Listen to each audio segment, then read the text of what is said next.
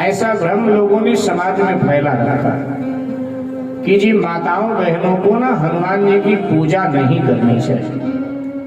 माताओं बहनों को हनुमान चालीसा या सुंदरकांड का पाठ या हनुमान जी का कोई मंत्र आदि नहीं जपना चाहिए। ऐसा भ्रम एक समाज में कुछ लोगों ने फैला रखा। भैया प्रमाण कहाँ है? भाई किस ग्रंथ में लिखा हुआ है कि हनुमान जी की उपासना, आराधना, भजन, पूजन, सुंदरकांड, हनुमान चालीसा का पाठ माताओं बहनों को नहीं करना चाहिए? तो जवाब कोई नहीं है उनके पास, बस कहते नहीं करना चाहिए। क्यों नहीं करना चाहिए? क्या कारण है? तो कहते हैं कि जी माताएं थोड़ा अस्वच्छ रहा करती। देखो, माताओं बहनों के अस्वच्छ रहने का मास में एक समय निश्चित है। उस समय न करें जब अस्वच्छ रहती। आगे पीछे कभी भी माताएं बहनें हनुमान जी की आराधना, उपासना, सुंदरकांड का पाठ, हनुमान चालीसा का पाठ कर सकते। तो दूसरा तर्क देते हैं पाखंडी लोग, कहते हैं जी हनुमान जी ब्रह्मचारी, इसलिए माताओं बहनों को हनुमान जी की उपासना नहीं करनी चाहिए। हनुमान जी ब्रह्मचारी हैं, इसमें तो कोई शक नहीं। हनुमान जी तो बाल ब्रह्मचारी हैं, लेकिन इसका मतलब क्या? माताएं बहनें आराधना उपासना करें तो हनुमान जी नाराज हो जाते हैं क्या? हनुमान जी किसी का शरीर नहीं देखते, हनुमान जी भाव देखा। अब पर्दे के पीछे कोई शंख बजावे तो उसकी ध्वनि आप सुन रहे हैं ना, ये तो नहीं पता कि भाई स्त्री बजा रहा है कि पुरुष बजा रहा है, बूढ़ा बजा रहा है कि जवान बजा रहा है। तो हनुमान जी हमारे भाव को ग्रहण करते हैं। हनुमान जी किसी का शरीर नहीं देखते। शरीर तो नराधम संसारी लोग देखा करते, ये गोरा है, ये काला है, ये फला है, ये फला है। हनुमान जी मेरे भाई श्री हनुमान जी महाराज ने किसी को संदेशा तो दिया कि माताएं बहनें न कर, इसलिए आप में से किसी में भ्रम है तो भ्रम निकाल दीजिए। खूब हनुमान चालीसा का पाठ करें, सुंदरकांड का पाठ करें। आप विचार करें, माँ की सेवा में तो हनुमान जी ने अपना सारा जीवन लगा दिया। सीता माँ की सेवा में सारा जीवन हनुमान जी ने लगा दिया, और उन्हीं सीता माता जी के अंश से उत्पन्न माताएं बहनें हनुमान जी का भजन करें तो हनुमान जी नाराज हो जाए? कैसी मूर्खता की बात करते हैं। जब माताओं बहनों का बनाया हुआ भोजन का भोग हनुमान जी प्रेम से लगा लेते हैं, तो माताओं बहनों का भजन हनुमान जी नहीं स्वीकार करेंगे क्या? पुरुषों का बाद में स्वीकार करेंगे, माताओं बहनों का भजन हनुमान जी पहले स्वीकार करेंगे। और ध्यान देना, अब हनुमान कथा सुन रहे हो तो हनुमान कथा में वो भी प्रसंग आएगा जिसमें असम की राजकुमारी मैनाकिनी ने किस तरह हनुमान जी की आराधना उपासना करके अपनी कामनाओं की सिद्धि प्राप्त की। ऐसे अनेक कथाएं पुराणों में प्राप्त होती हैं कि माताओं बहनों ने जहां हनुमान जी की आराधना करके अपनी कामनाओं की सिद्धि की। तो मेरे भाई बहन, हनुमान जी की आराधना उपासना सबको करना चाहिए। ये भ्रम लोगों ने हनुमान जी के विषय में फैलाया।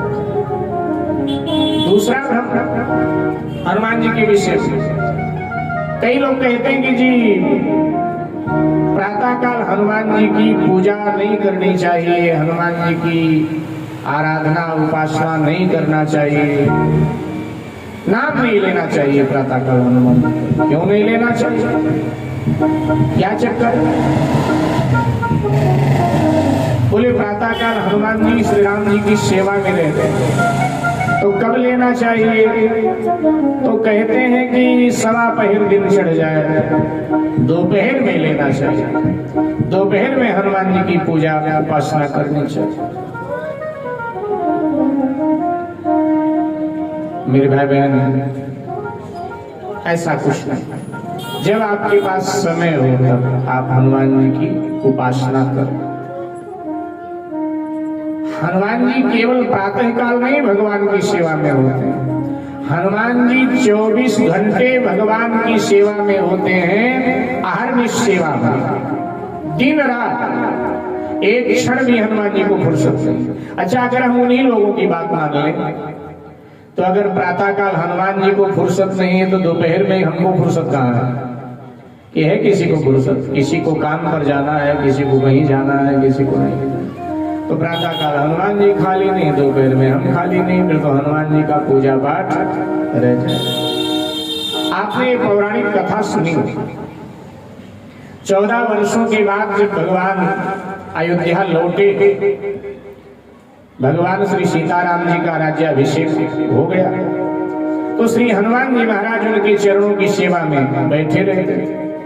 अब अयोध्या वालों को थोड़ी हनुमान जी से ईर्ष्या हो कि 14 वर्षों के बाद में भगवान आए और न जाने कहां से वानर ले आए हैं, हमेशा पांव पकड़ के बैठा रहता है, किसी को मौका ही सेवा का नहीं देता। ऐसा करते हैं, राज परिवार के लोग सारी सेवाएं बांट लेते हैं और इसको सेवा से बहिष्कृत कर देते हैं। तो बैठ करके राज परिवार के लोगों ने सेवाएं बांट लिया।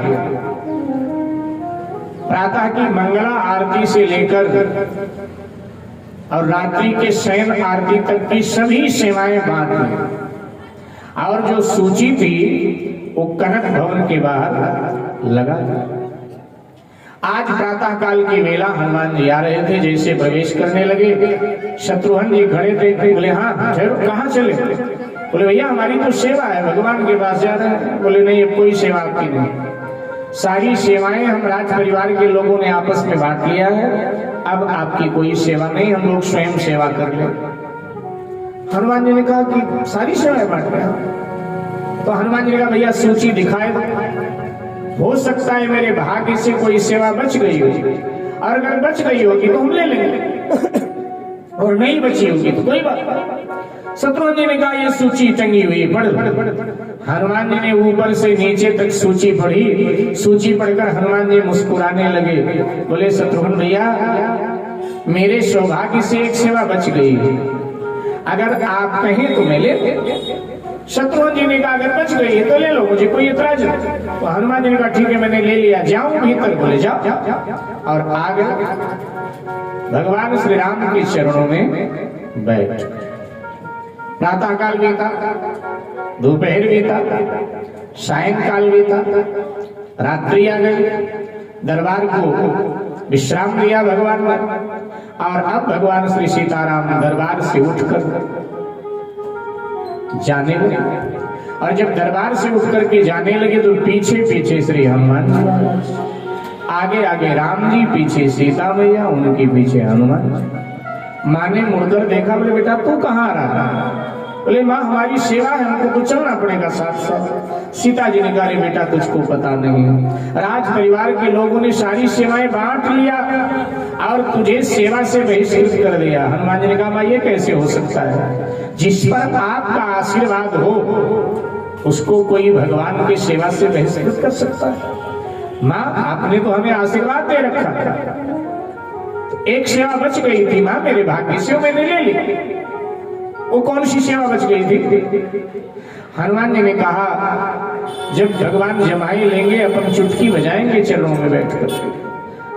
ये बात होते होते बिल्कुल भवन के द्वार पर, तो सीता जी ने कहा यहीं बैठ जा, यहीं द्वार पर ही तू बैठ जा, जब भगवान को जमाई आएगी मैं भीतर बुला लिया करूंगी, तू चुटकी बजा दिया करना।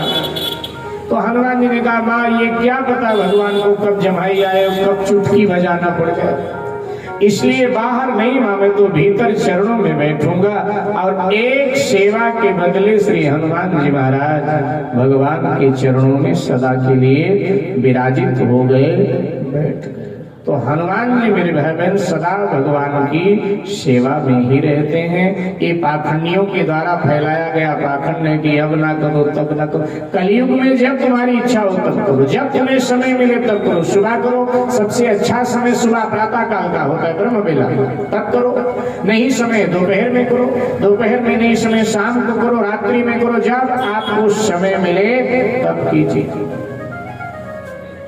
कभी भी कर सकता और कोई भी कर सकता है। मैं फिर दोहरा रहा हूं, कोई भी कर सकता है। अगर ये होता कि स्त्री ना करे फला ना करे तो तुलसीदास जी लिखते, लेकिन उन्होंने क्या लिखा है कि ये है सतबार पाठ ये है सतबार पाठ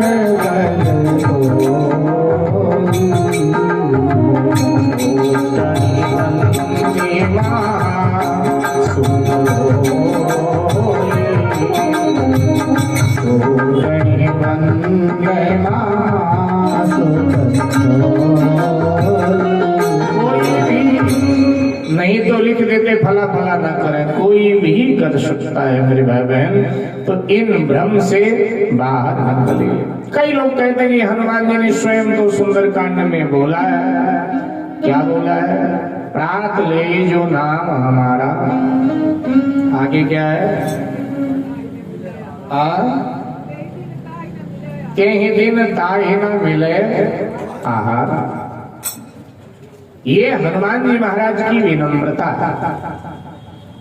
हनुमान जी ने कब कहा है, जब लंका गए हैं, विभीषण से मुलाकात हुई है, विभीषण पूछ रहा है क्या मेरे ऊपर रघुनाथ जी कृपा करेंगे, बोले अवश्य करेंगे। जब मेरे ऊपर कृपा कर दिया, जिसका जन्म ही निम्न कुल में हुआ, कपि कुल में हुआ, कपि चंचल सब ही विधिहीन, शायद प्रातः काल कोई मेरा नाम ले, उसने उसको आहारा न मिले, और जब मुझ पर उनकी कृपा हो गई तो कृपा भाई तुझ पर होगी। ये हनुमान जी की विनम्रता है। आप कल्पना करें, जो अष्ट सिद्धि नवनिधि का दाता है, उसके भगत को रोटी ना मिले, कैसे हो सकता है। देखो जिम्मेदारी के साथ बोल रहा हूँ, जिनको डर हो ना कि हनुमान जी का नाम प्रातः काल लेंगे रोटी नहीं मिलेगा, वो कल से चालू करो, जिम्मेदारी मेरी है, केवल रोटी नहीं, बढ़िया बढ़िया माल पानी खाने को मिलेगा, मालपुआ न जाने क्या क्या खाने को। हाँ, ऐसे हो सकता। भगवान कहते हैं कि जो हमारे हनुमान जी के विषय में ऐसा सोचते हैं कि उनका नाम ले रोटी नहीं मिलेगा, भगवान कहते वो कभी हमारी कृपा नहीं प्राप्त कर सकते। ध्यान देना। अब हम तो अपने से बढ़िया अर्थ कर लेते हैं। हमारी कोई फैक्ट्री नहीं है, कोई दुकान नहीं, कोई व्यापार नहीं, कोई काम नहीं, कोई धंधा नहीं, कुछ नहीं। जाने अनजाने में कभी कभी हनुमान चालीसा का पाठ कर लेते, गैर मन की वो भी मन कहाँ लगता है। जाने अनजाने में हनुमान चालीसा का पाठ कर लेते हैं। हनुमान जी ने पूरी जिंदगी का ठेका ले लिया है कि न जाने कहाँ कहाँ तुझे घुमाऊंगा, बढ़िया बढ़िया खिलाऊंगा, बढ़िया बढ़िया पहनाऊंगा, मान सम्मान दिलाऊंगा, दान दक्षिणा दिलाऊंगा, सब हनुमान जी कर रहे हैं। हनुमान जी तो दिलाते हैं, नहीं कौन किसको देने वाला। तो जब हमारे जैसे लोगों को हनुमान जी दिलाते हैं, जिनके जीवन में नाम मात्र की भी भक्ति नहीं है, केवल ऐसे ही चल रहे हैं, तो जो भजन करेगा, भक्ति करेगा, उनका क्या हो। तो मेरे भाई बहन, श्री हनुमान जी महाराज बड़े ही उदार है। एक बार जय जयकार कीजिएगा, बोलिए श्री हनुमान जी महाराज की जय।